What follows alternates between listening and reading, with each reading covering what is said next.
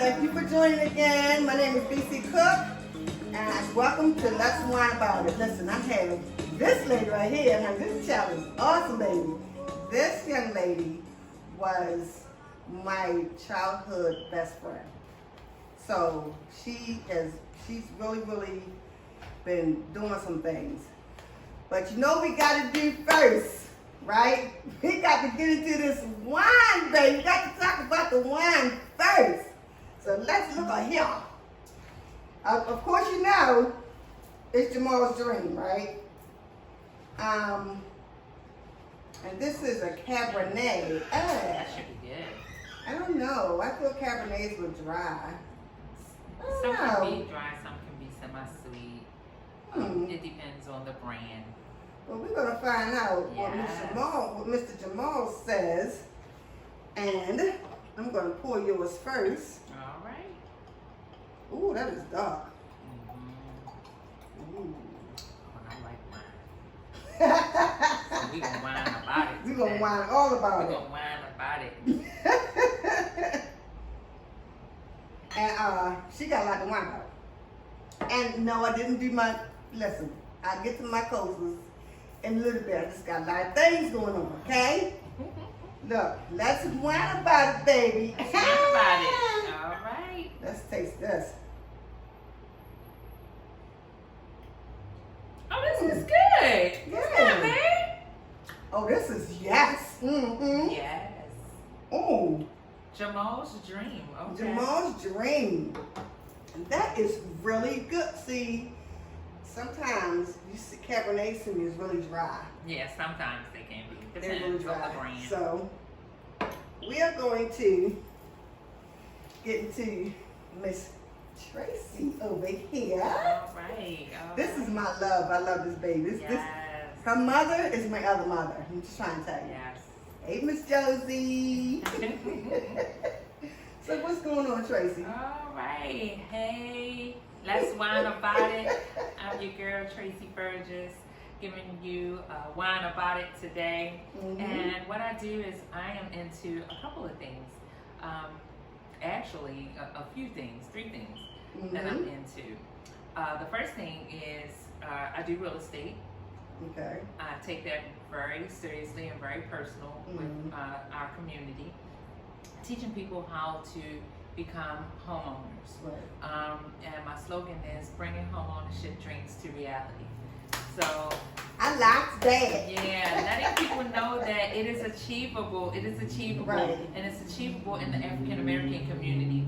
No pun intended for other ethnicities, but Right. just letting our people know in the African American community, it is achievable to be able to be a homeowner Right. and to own your own properties. Mm-hmm. And it's not hard to do. It's just mainly staying focused, and sometimes you have to do the work.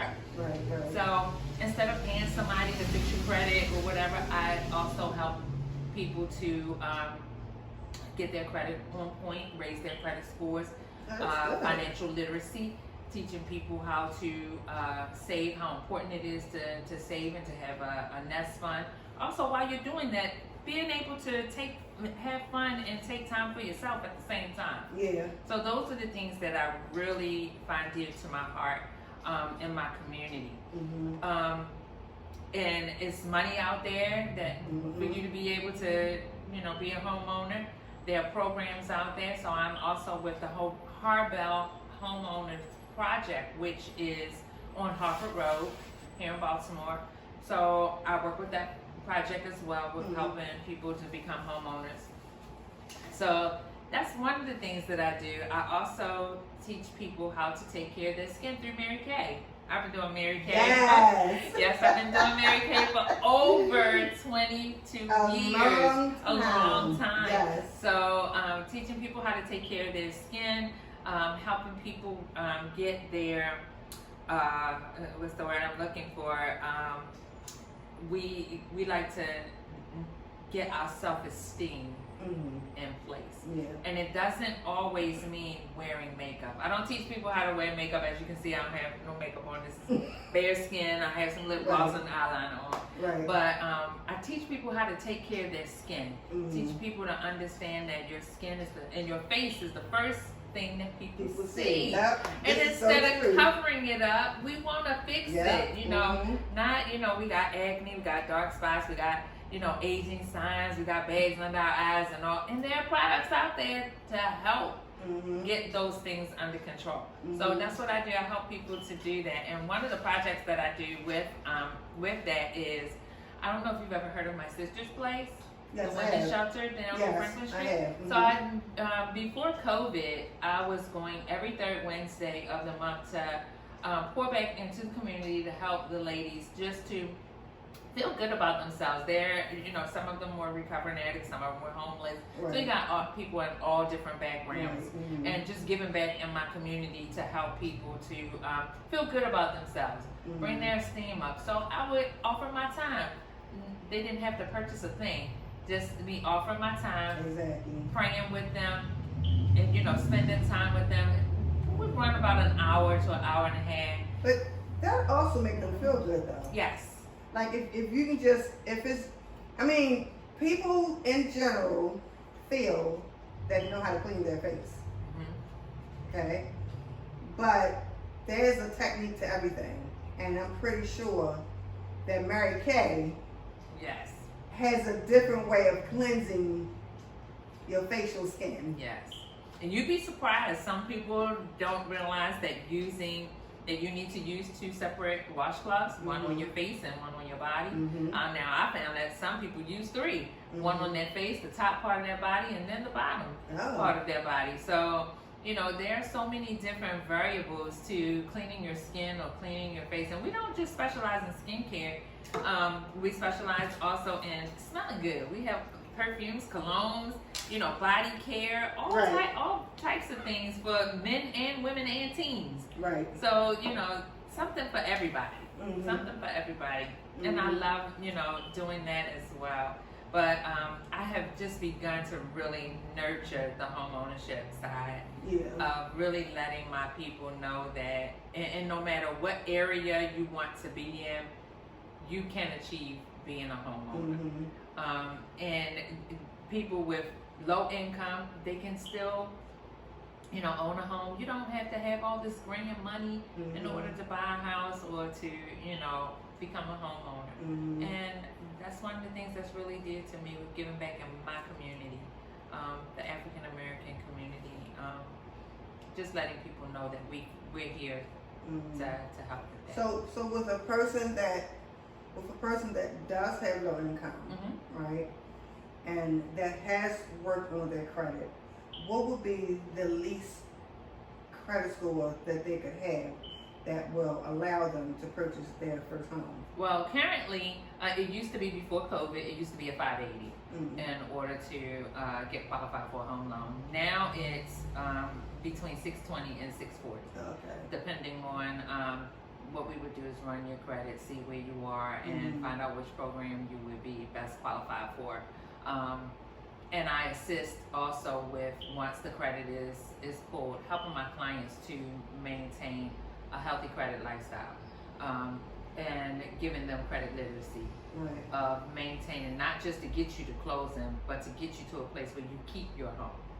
Where, you know, different things that are out there and programs and stuff that are out there, and also to help you to be able to maintain staying in your home even with a low income and stuff, you know, and just being totally transparent. I'm on my third home that we purchased, but I've been a homeowner three times. I've sold a home before. I've also had a home built, and I've also lost a home, you know, due to foreclosure. So I thought that I definitely was best for, you know, this type of project, because I can identify in all areas. I was a single parent when I had my home built in Charlotte. You know, I was married the first time I purchased a home, you know, and then now purchasing another home with my current husband. But it's definitely doable, and it's just, you know, being able to, even when you had life, recovering from life to move forward still in a positive manner.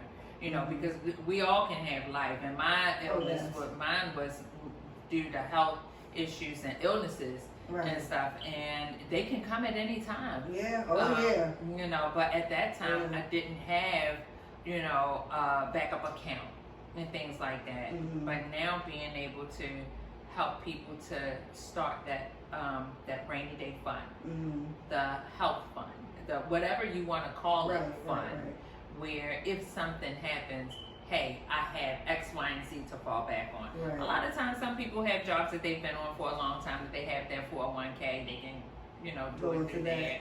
Yes. But even just outside of that, being able to, you know, still maintain having your home and things like that. So I'm grateful, you know, but at the same time, in my gratefulness, giving back to my community at the same time. So which one do you, I know you say you feel strongly about the realty, but which one do you think that you will stick with in the long haul? Well, I see myself, I see myself with the real estate. Okay. Actually, real estate and Mary Kay, I'll probably continue to keep doing for the rest of my life, but for the most part, real estate. Okay. Yeah, because we need to, in our community, we still need to continue to know that it's achievable. Yeah.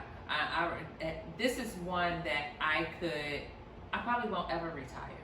Yeah. Because I can do it big, I can do it small. Right. I could do it one house every 2-3 months, one house, you know, every month. You know, I can do it on my terms. And at my pace. And same thing with Mary Kay. But with real estate, definitely being able to, I can see myself being older, still going out, showing people homes, you know, to purchase homes. So this is the it thing. This is the wine about it. Do you think? Yeah. Do you think that there will ever be a Fergus Realty company? You know what? I'm not gonna rule that out. I'm not gonna rule that out. It could possibly be. I would have to get my broker's license in order to do that. But that's something that I possibly could do. Have you thought about it? A little straddle the fence a little bit about it, but you know, one thing at a time. You know, I'm trying to perfect my craft of where I am now. But definitely, it will definitely be something possibly in the future. Okay. So way back when, right, before you got into any of the three things that you're doing, did you ever think you would hit any of these, or did you have a feeling to do something different, and these things just kind of fell in your lap? Okay, so I've always had that go get it. Oh, I know. Spirit. Yes. You know, we used to do the go get it thing, right? It was doing some hair, doing beads, doing something. We always had something in the works. You know, that's just how the way we were brought up. And that's what my granddaughter's mother say. You always doing something. Right. You have to. And you don't allow life to just keep you, you know, bound. So with that, no, to be perfectly honest, Cindy, I thought that I would be like in a nice corporate job. I was already in the medical field, and I was in the medical field for like 17 years. So I just thought that I would probably stay there, and I was doing, you know, again, giving back with doing medical billing and collections. And with that, how I was effective in doing that was putting myself in other people's situations. I've had life happen. I've had where you call me and I say, I'm sorry, sweetheart, I ain't got $10 to give you. I'm just being honest, I'm a single parent. You know, my bills is due, and I need a roof over my head before I pay you some money on that. You know how it goes. Exactly. So it was definitely just me being totally transparent, even in that job.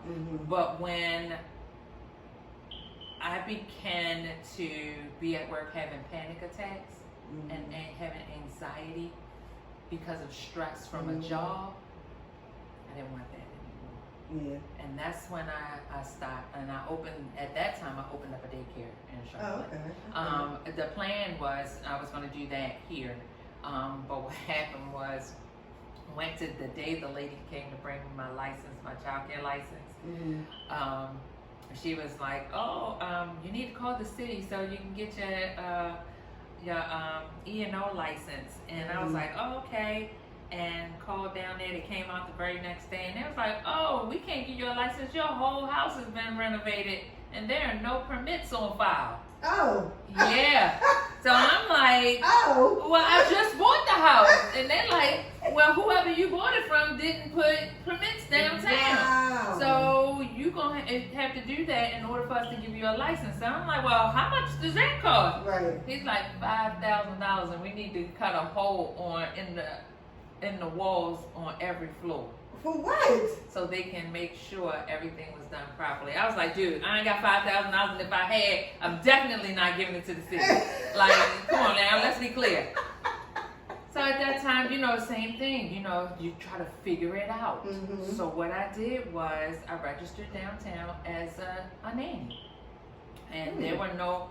I Googled it, found out what the requirements was to become a nanny, and I just needed to be CPR first aid certified. Mm-hmm. I already had that. Mm-hmm. So I registered downtown for a nanny and started doing that. I really enjoyed we've always enjoyed kids. Mm-hmm. Mm-hmm. But I didn't enjoy the parents sometimes who come in on Monday and say, "Miss Tracy, I'm sorry I ain't got your money today." Mm-hmm. And it kept being redundant. Yeah.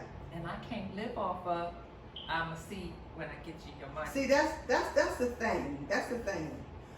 If I'm doing you a service, I now become a bill. Yep. And I understand that you have your other major bills, but I feel like next to your cell phone bill, I'm probably your smallest bill. So can you please pay me? Right. No, but you need my bill to go to work. Exactly. Cause who gonna keep your Exactly. kids? Exactly. So that's what the I'm part. saying. So why can't you pay me? You gonna pay your cell phone bill? That's probably the smallest bill. Right. And I'm probably right above the smallest bill because the rest of your bills is probably up there because you make this money. So why is it that I have to wait? Well, because I'm not a paper bill, because I'm a human bill. Girl, let me tell you, the struggle is real. And it's totally different in the South. Because most of the people down there, their mindset is just more like, "I need my job. Yeah. I need to work, so I need my child care." Mm-hmm. And so their mindset, very seldom did I ever have to really either terminate people for non-payment or dismiss my clients because of they didn't have the money. And I've been at that place before too. Mm-hmm. So I was always trying to be lenient, especially to my single parents, things like that. But, then it has to get to a point where you have to set boundaries. Right. And you have to cut it off at some point. But in the South, their mindset is a little bit different. Mm-hmm. They know they need their child care in order to go to work. So I didn't have that problem when I was living in Charlotte. I wound up closing my daycare when I had the injury to my back became, really bad to the point where I couldn't lift kids. Right. So then I transferred to just doing before and after care. Mm-hmm. And then, life happened and I started being on heavy medication. So I couldn't. So again, life happens, but everything that I have gone through and in full circle, I try to give back. Right. Right. You can put me in a situation or in a place with people who are millionaires. I've been in the presence of millionaires, and I've been in the presence of people who are homeless. Right. And I love them all, period. Yeah. And I've never been one to look down on people because at some point that could be me or have been me previously. Mm-hmm. So it's just one of them type of things where, just being grateful. So in everything that I do, I try to do it on a level where I'm giving back. Mm-hmm. Where I'm giving back to my community. I'm not, out here with this big head, or I'm doing it big, I'm doing this, I'm doing that. It's always at a level of grace. Right. And always at a level of thankfulness and gratefulness. Have you ever had a senior that's getting that monthly income to purchase a house? I currently have one now, and again, it's achievable. It just don't. Now I'm sure it's achievable. it just doesn't make sense to me. And the reason why I say that is because it's probably just my outlook on it. At my age today, I don't think I would want to purchase a house. Come on, Cindy, we about the same age. Yeah, I know. But I just don't think I would want to purchase a house. And the only reason why I said it, if I want to purchase, I want to buy my house straight out. Mm-hmm. First of all, you know me, I'm crafty. I would like a fixer-upper. Mm-hmm. Not a shell, not a piece of shit, but something that's livable, something I can take my time and play around with and put my own taste and my own touch into. And to be perfectly honest, it's a lot of homes out there that are like that. Mm-hmm. You know, $35,000, $45,000, $50,000, which that's not going to give you a real high, and especially with the interest rates the way that they are now, that's not going to give you a real high mortgage. Mm-hmm. So you will be able to achieve that and do that and put your touches on and do it at your pace. And Right, do it right. when, you know, do one project at a time, okay? Mhm. First I'm going to start on my, you know, my bedroom because that's where I spend the most time. Exactly. And then maybe I'll start on my kitchen because I love to cook, Mhm. you know. So you can do one project at a time. And there are homes out here and there are people out here who will do that. And there are also funds out there. The 203K is a fund that helps with fixer-uppers. Mhm. You know, so it's a lot of things that are out there, but if you don't get connected, you don't know. True. And you know, a lot of times is we don't know. Yeah. You know, That's what I do. yeah. I just think that I think that at my age, me buying a house, I don't want to be 80-something years old still paying mortgage. I want to be like I don't want to be that person that's purchasing a house and then I expire before I get to enjoy the house without paying any mortgage. Okay, so just being realistic. The times we're living in right now, Mhm. the likelihood of that is almost infinite. Mhm. Just because of life expectancy, lifespan. Yeah. And so at the end of the day, it's a trade-off.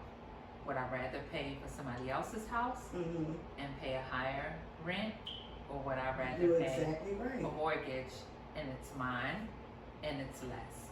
So, Or I'm paying the same thing, but it's mine. yeah. Yes, I was just telling my daughter because her fiance, they're currently looking at houses today, and she was telling me about the mortgage. She was like $1,380. I was like, that's rent here. Like that's rent. Exactly. Okay, so That's that's rent. why we got into the home we're in now. We wound up purchasing because we were going to rent a house. Mhm.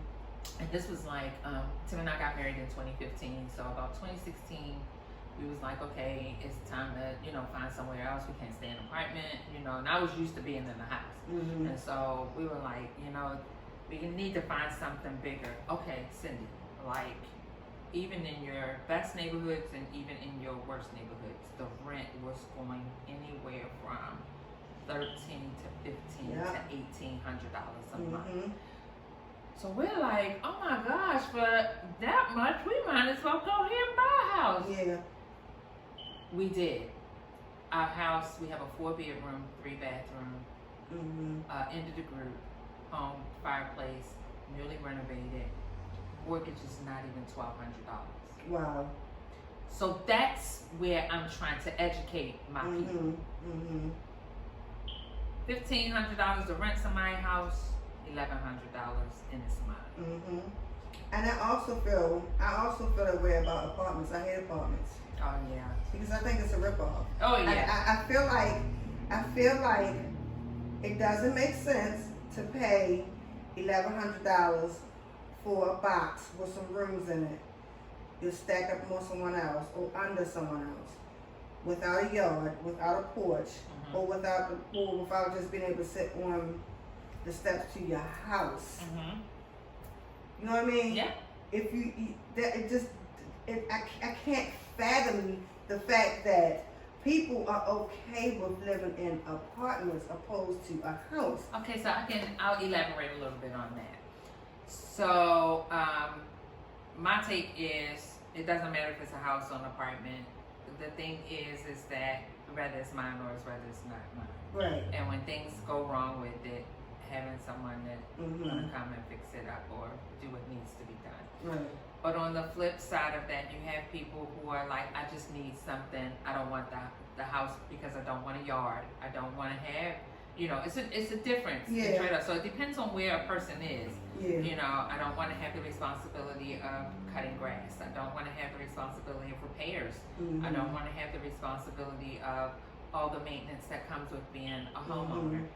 And so they find apartments that have different amenities. Like you have some now, you have the gyms, you have the clubhouse, you have the pool. So you have different amenities. Right. For the trade-off of not having your own house. Right. But it's mainly a mindset and where a person is at the time. So as I began to get older, I probably would do the same thing. Either do a condo that has some amenities to it, because I would probably want to get off the stairs. Right. Or whatever. And I can understand that part. So you have different, scenarios. But you can't. If you decide that you want to add a room, you can't add a room. No. You know you what I have mean? to get another bigger apartment. Exactly.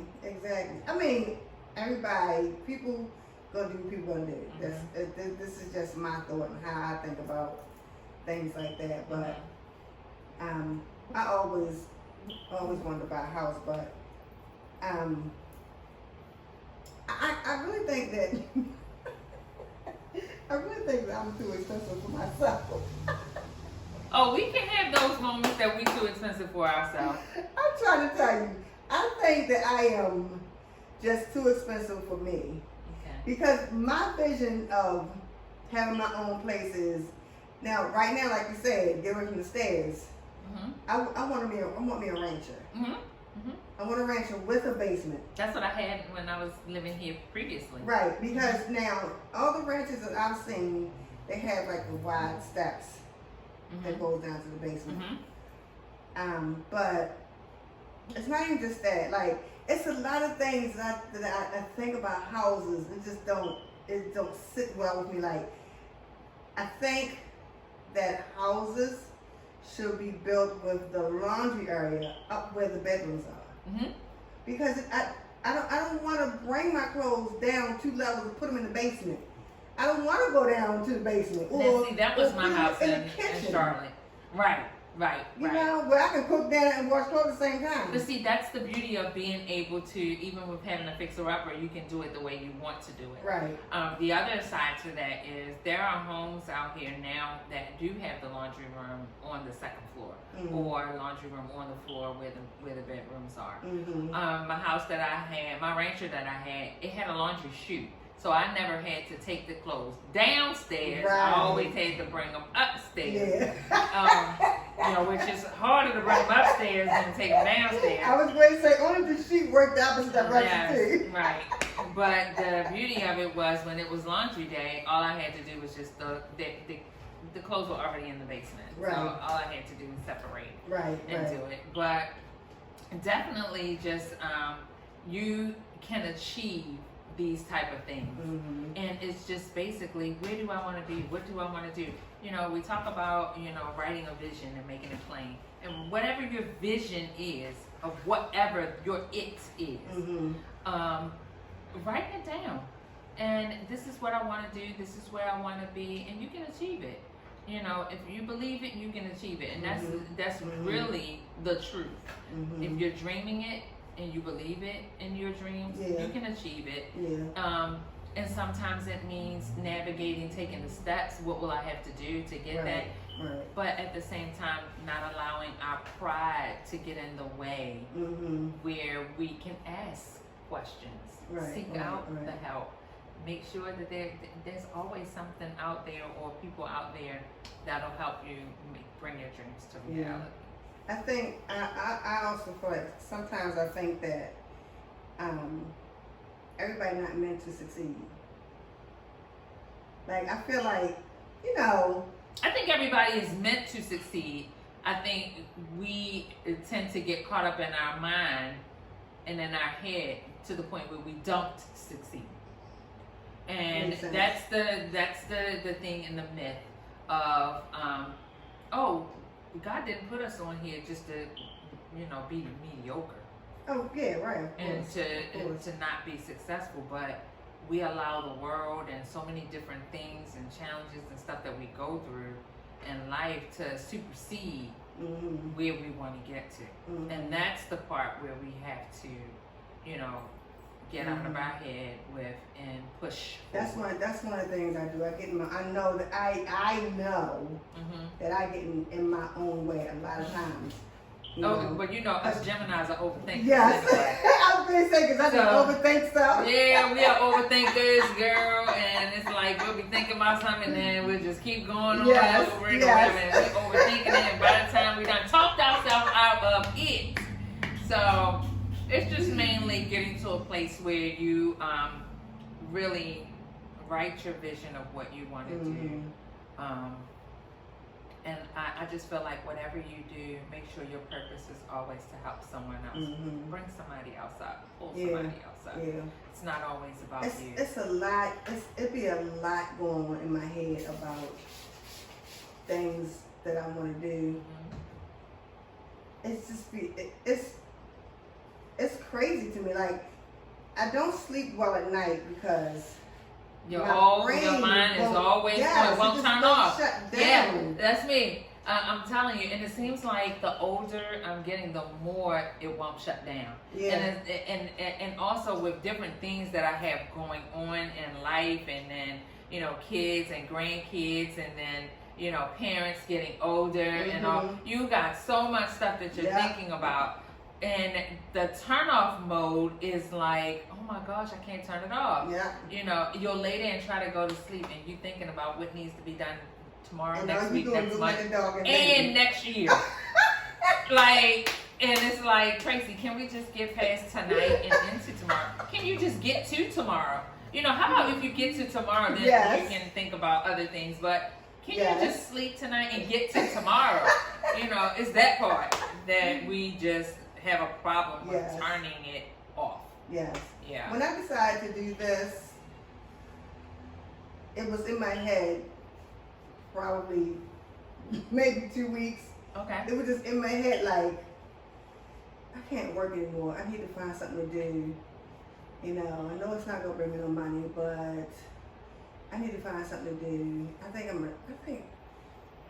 But you do know that they all say right. And you do know people are making money off of that. Well, I know, but I just don't. There's no but. There's no but. So it's just finding out how. That's the piece where I talk about where being in our community of finding out how to navigate to get to those parts. There are people out here doing it. You got people who just like, I ain't working no job. This generation that's coming up now, they ain't trying to work with people. So they're figuring out the TikTok videos, how many TikToks I can get. Yes. I done got $55 off of doing that. Look, girl, my bonus son, cute as a button, and next thing you know, and he plays the bass guitar. And then he has, where people were sending him Cash App money, where they was just like, oh, I'm sending you $50 just because you cute. Oh, I love the way your music sound or whatever. Like, who does that? Like, are you kidding me? Yeah, I just got somebody just sent me money just because I'm cute. What? Oh, let me get cute and send some money.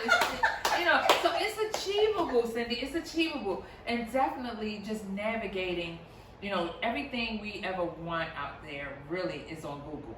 Google is our navigation system to learning new things, finding out information, and finding out who's doing it, if they've done it or what. So it's just mainly navigating through that, and I know you can do it. You've always been a go-getter ever since we were young. So it's like, okay, let me figure out this thing of what I can do at the same time.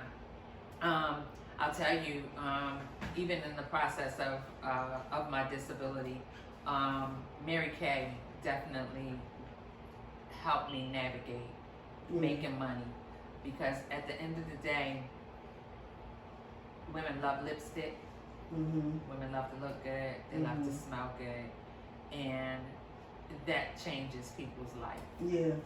So it was the Mary Kay journey that really helped navigate.